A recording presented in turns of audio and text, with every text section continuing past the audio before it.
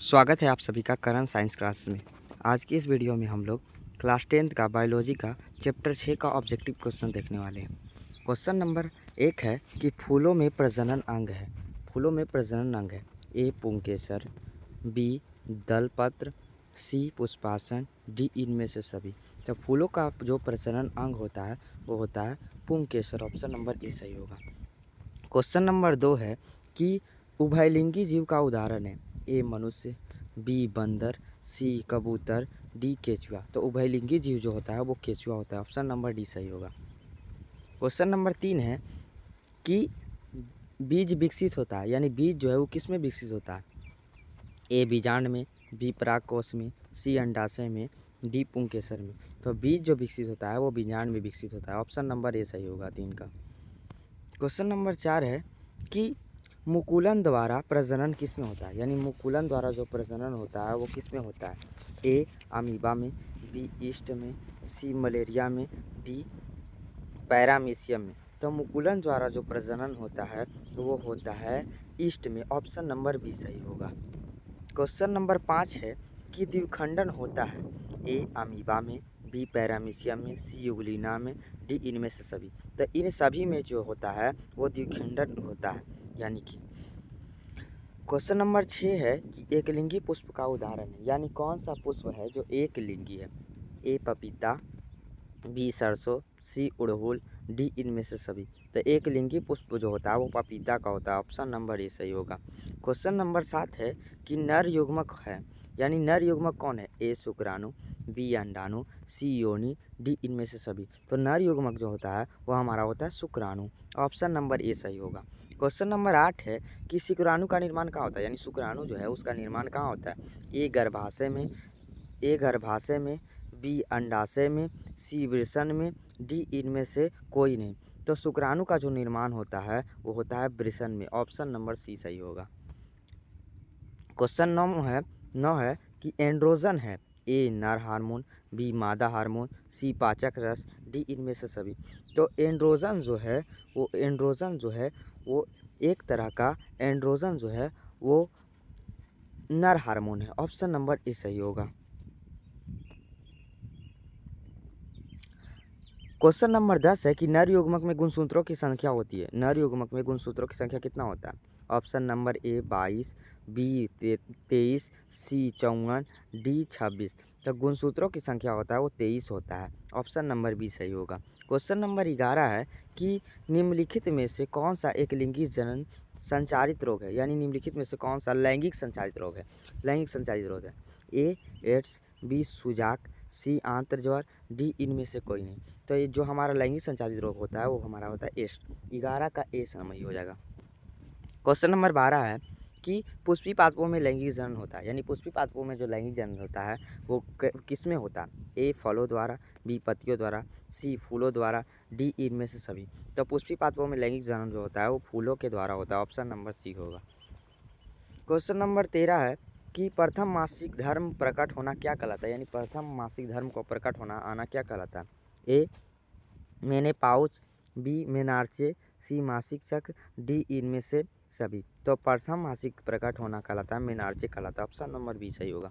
Question number 14 है कि भ्रूण का विकास होता है, यानी भ्रूण है जो है उसका विकास कहाँ होता है। ए अंडाशय में, बी योनि में, सी गर्भाशय में, डी फॉलियोपिन ट्यूब में। तो भ्रूण का विकास जो होता है वो अंडाशय में होता है। ऑप्शन नंबर ए सही होगा। क्वेश्चन नंबर 15 है कि परागकोश में पाए जाते हैं, यानी परागकोश में क्या पाए जाते हैं। ए दलपुंज, बी बाह्यदलपुंज, सी परागकण, डी स्त्री केसर। तो परागकोश में पाए जाते हैं हमारे परागकण पाए जाते हैं। ऑप्शन नंबर सी सही होगा। क्वेश्चन नंबर 16 है कि अलैंगिक जनन की विधि है। ए बीजाणु जनन, बी मुकुलन, सी विखंडन, डी इनमें से कोई नहीं। तो लैंगिक जनन जो होता है यहाँ से मिस्टेक हो गया। इन सभी जो होता है वो लैंगिक जनन की विधि है। इनमें से सभी हो जाएगा। 16 का डी हो जाएगा सही। 17 नंबर है कि पौधों में जनन अंग कहाँ पाए जाते हैं। पौधों में जो जनन अंग है वो कहाँ पाए जाते हैं। ए फलों द्वारा, या बी पत्तियों में, या फिर सी फूलों द्वारा, डी इनमें से सभी। तो यानी पौधों में जो जनन अंग पाए जाते हैं वो फूलों द्वारा पाए जाते हैं, यानी फूलों में होता है। ऑप्शन नंबर सी सही होगा। क्वेश्चन नंबर 18 है कि मानव नर जनन ग्रंथि क्या कहलाता है। मानव नर जनन ग्रंथि जो है वो क्या कहलाता है। ए शुक्राशय, बी शुक्रजन नलिका, सी वृषण, डी इनमें से कोई नहीं। तो मानव नर जनन ग्रंथि जो है वो वृषण कहलाता है। ऑप्शन नंबर सी सही होगा। क्वेश्चन नंबर 19 है कि मुकुलन द्वारा प्रजनन किसमें होता है, यानी मुकुलन विधि द्वारा जो प्रजनन होता है वो किसमें होता है। ए अमीबा में, बी पैरामीशियम में, सी मलेरिया में, डी ईस्ट में। तो मुकुलन द्वारा जो प्रजनन होता है वो ईस्ट में होता है। 19 का ऑप्शन नंबर डी सही हो जाएगा। क्वेश्चन नंबर 20 है कि मानव मादा में अंडाणु निषेचित होता है, यानी अंडाणु जो है वो कहाँ निषेचित होता है। ए अंडाशय में, बी योनि में, सी गर्भाशय में, डी फोलियोपियन ट्यूब में। तो मानव मादा में जो अंडाणु निषेचित होता है वो होता है हमारा फोलियोपियन ट्यूब में, यानी फोलियोपियन नलिका में। ऑप्शन नंबर डी सही होगा। क्वेश्चन नंबर 21 है कि द्विखंडन होता है। ए अमीबा में, बी पैरामीशियम में, सी लेशमैनिया में, डी इनमें से सभी। तो द्विखंडन जो होता है वो हमारा होता है अमीबा में, इन सभी में होता है, सॉरी इन सभी में होता है द्विखंडन। अमीबा, पैरामीशियम और लिस्मेनिया तीनों में होता है द्विखंडन। एक इसका डी सही हो जाएगा। क्वेश्चन नंबर 22 है कि निम्नलिखित में से कौन सा मानव में मादा जनन तंत्र का भाग नहीं, यानी मादा का जनन तंत्र का भाग कौन नहीं। ए अंडाशय, बी योनि, सी गर्भाशय, डी शुक्रवाहिका। तो शुक्रवाहिका जो होता है वो मानव में मादा जनन तंत्र का भाग नहीं होता है। ऑप्शन नंबर डी सही होगा। क्वेश्चन नंबर 23 है कि फूल का कौन सा भाग फल में बदलता है, यानी फूल का कौन सा भाग जो है वो फल में बदलता है। ए अंडाशय, बी पुंकेसर, सी स्त्री केसर, डी बीज। तो फूल का जो है वो अंडाशय वाला जो भाग होता है वही आगे चल के फल में बदलता है। 23 का ए हो जाएगा ऑप्शन नंबर सही। क्वेश्चन नंबर 24 है कि भ्रूण में माँ के रुधिर से ही पोषण मिलता है। इसके लिए एक विशेष प्रकार की संरचना होता है जिसे क्या कहते हैं, यानी जब भ्रूण में रहता है बच्चा तो उसको माँ से रुधिर से पोषण मिलता है, तो किस संरचना द्वारा मिलता है। ए अंडाशय, बी योनि, सी प्लेसेंटा, डी फोलियोपियन ट्यूब। तो प्लेसेंटा के द्वारा जो होता है वो क्या होता है, तो माँ के रुधिर से बच्चों को पोषण मिलता है। ऑप्शन नंबर सी हो जाएगा। क्वेश्चन नंबर 25 है कि पूर्ण विकसित अंडाशय कहलाता है, यानी पूर्ण विकसित जो अंडाशय है वो क्या कहलाता है। ए तना, बी बीज, सी स्त्री केसर, डी फल। तो पूर्ण विकसित अंडाशय जो है वो क्या कहलाता है, तो अंडाशय जो है वो फल कहलाता है। ऑप्शन नंबर डी सही होगा। क्वेश्चन नंबर 26 है कि आलू में कायिक प्रबंधन होता है। आलू में जो कायिक प्रबंधन है वो किसके द्वारा होता है। ए जड़ द्वारा, बी फल द्वारा, सी तना द्वारा, डी बीज द्वारा। तो आलू में जो कायिक प्रवर्धन होता है वो हमारा होता है तना के द्वारा। ऑप्शन नंबर सी सही होगा। क्वेश्चन नंबर 27 है कि टेस्टोस्टेरोन स्रावित होता है, यानी टेस्टोस्टेरोन जो है वो किसके द्वारा स्रावित होता है।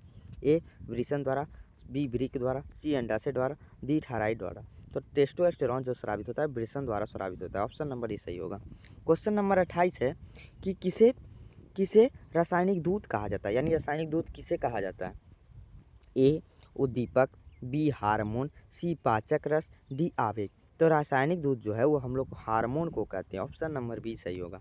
क्वेश्चन नंबर 29 है कि एंड्रोजन है नरलिंग हार्मोन, स्त्रीलिंग हार्मोन, पाचक रस या इनमें से सभी। तो एंड्रोजन जो है वो है एक नरलिंग हार्मोन है। ऑप्शन नंबर ए सही होगा। क्वेश्चन नंबर 30 है कि इंसुलिन की कमी से कौन सा रोग होता है।